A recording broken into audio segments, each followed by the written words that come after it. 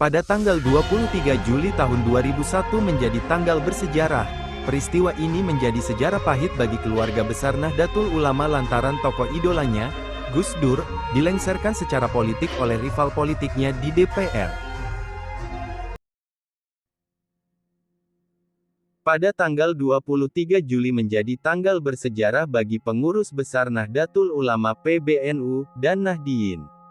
Pasalnya, 25 tahun silam, tepatnya pada tanggal 23 Juli tahun 1998, Kiai Haji Abdurrahman Wahid Gus Dur, selaku Ketua Umum PBNU mendapat mandat dari warga NU untuk mendirikan sebuah partai yang menjadi sayap politik Nahdliyin. Banyaknya ide dan usulan yang diterima PBNU intinya menyarankan untuk membentuk partai politik. Lalu, jajaran Syuriah dan Tanfiziyah PBNU menggelar rapat harian pada tanggal 3 Juni tahun 1998. Forum ini menghasilkan keputusan untuk membentuk tim 5 yang bertugas memenuhi aspirasi warga Nahdlatul Ulama. Tim 5 beranggotakan Kiai Haji M. Dawam Anwar, Khatib A'am PBNU, Kiai Haji Said Akil Siroj, Wakil Khatib A'am PBNU, HM Rozi Munir, Ketua PBNU, dan Ahmad Bagja, Sekjen PBNU. Tim 5 ini diketuai Kiai Haji Ma'ruf Amin, Rais Syuriah Koordinator Harian PBNU. Selain itu, juga dibentuk tim asistensi yang diketuai Arifin Junaedi, Wasekjen PBNU, dengan anggota H. Muhyiddin Arubusman, HM Fahri Taham Mapetik Terbalik Ruf, H. Abdul Aziz, H. Andi Muwarli Sunrawa, HM Nasihin Hasan, Lukman Hakim Saifuddin, Amin Said Husni, dan Muhaimin Iskandar. Tim asistensi yang terdiri dari para tokoh muda itu bertugas membantu tim 5 dalam menginventarisasi dan merangkum usulan yang ingin membentuk parpol baru, dan membantu warga NU dalam melahirkan parpol baru yang dapat mewadahi aspirasi politik Nahdliyin. 19 hari kemudian setelah rapat harian, pada tanggal 22 Juni tahun 1998 tim 5 dan tim asistensi mengadakan rapat untuk mendefinisikan dan mengelaborasikan tugas-tugasnya.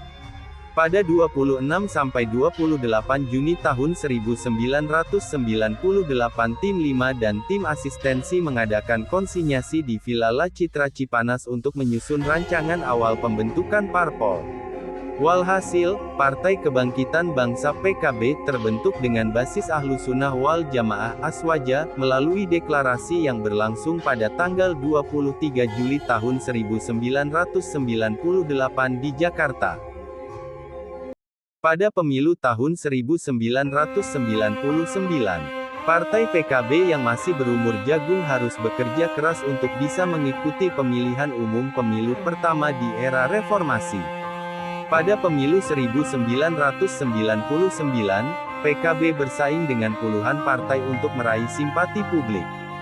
Berkat kegigihan para kader dan karisma Gus Dur, PKB dalam debut pertamanya itu mendapat juara 3. Pada pemilu legislatif itu PKB mampu mengumpulkan 13.336.982, 12,62% suara sah nasional. Dengan raihan tersebut, PKB berhasil menempatkan wakilnya di Dewan Perwakilan Rakyat (DPR) sebanyak 11,04% calegnya. Oleh para pengamat, pemilu 1999 disebut-sebut mengulang sejarah pemilu 1955. Pemilu pertama di era Orde Lama itu menempatkan NU pada posisi ketiga setelah Partai Nasional Indonesia (PNI) dan Partai Majelis Syuro Muslimin Indonesia (Masyumi).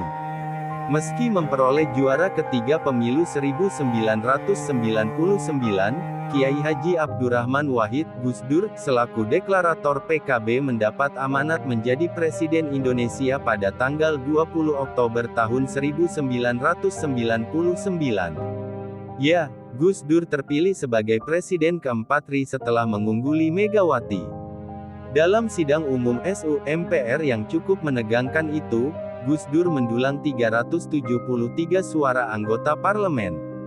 Sementara Megawati Soekarnoputri sebagai Ketua Umum Partai Pemenang Pemilu 1999, PDIP, hanya puas memperoleh 313 suara. Untuk meredam pendukung militan Megawati yang kecewa, Gus Dur ingin putri Bung Karno itu menjadi wakil presiden mendampingi dirinya. Walhasil, Megawati akhirnya terpilih setelah memenangi voting pemilihan Wapres atas Cawapres Hamzah Has. Belakangan, Hamzah Has yang juga Ketua Umum Partai Persatuan Pembangunan (PPP) itu diangkat menjadi Menteri Koordinator Bidang Kesejahteraan Rakyat oleh Presiden Abdurrahman Wahid pada Kabinet Persatuan Nasional. Pelengseran Gus Dur, tanggal 23 Juli menjadi tanggal bersejarah. Tanggal ini juga menjadi sejarah pahit bagi keluarga besar Nahdlatul Ulama lantaran tokoh idolanya, Gus Dur, dilengserkan secara politik oleh rival politiknya di DPR. Setelah menjabat sebagai presiden selama lebih kurang 22 bulan, Gus Dur dilengserkan karena dianggap sering kontra dengan parlemen. Bibit konflik antara presiden dan DPR itu menurut Mahfud MD sebenarnya telah tumbuh tak lama setelah Gus Dur duduk di kursi kepresidenan. Dalam bukunya berjudul Setahun Bersama Gus Dur, Kenangan Menjadi Menteri di Saat Sulit, Mahfud MD mengatakan bahwa mula-mula bibit konflik itu timbul melalui masalah sepele. Persisnya ketika Gus Dur menyebut bahwa tingkah laku anggota DPR seperti tingkah laku murid taman kanak-kanak. Barangkali, dengan pernyataannya itu, Gus Dur hanya bermaksud bercanda seperti kebiasannya, tulis Mahfud yang kini menjadi Menko Polhukam pada Kabinet Indonesia Maju pimpinan Presiden Jokowi ini. Meski demikian, beberapa anggota DPR menyatakan keberatan dengan pernyataan Presiden Gus Dur itu. Mereka menganggapnya sebagai pelecehan terhadap lembaga negara yang secara struktur ketatanegaraan setara dengan Presiden. Bahkan, masih menurut Mahfud, ada di antara anggota DPR yang meminta Gus Dur untuk mencabut pernyataannya tersebut. Gus Dur yang memang selalu bersikap enteng dan tanpa beban, menyambut reaksi itu dengan tenang. Ya sudah, kalau ada yang tersinggung, saya minta maaf. Gitu aja kok repot, kata Gus Dur ditirukan Mahfud. Sejak saat itu, anggota DPR tidak lagi menjadi riku untuk melancarkan kritik terbuka kepada Presiden. Kenyataan berbalik 180 derajat dengan tradisi sebelumnya di mana Presiden tampak angker di hadapan anggota DPR. Mereka tak berani melawan sang Presiden. Walhasil, tradisi kritik anggota DPR kepada Presiden menjadi berita keseharian di media-media arus utama. Sikap saling serang antara Presiden dengan DPR terus menjadi bola salju hingga berujung kepada pelengseran Gus Dur dari kursi kepresidenan. Tanggal 23 Juli tahun 2001 menjadi tanggal dramatis menyusul lahirnya dekret Presiden Gus Dur yang dibacakan oleh juru bicara kepresidenan, Yahya Khalil Stakuf. Gus Yahya kini Ketum PBNU pada Senin Kliwon sekira pukul 1.30 dini hari.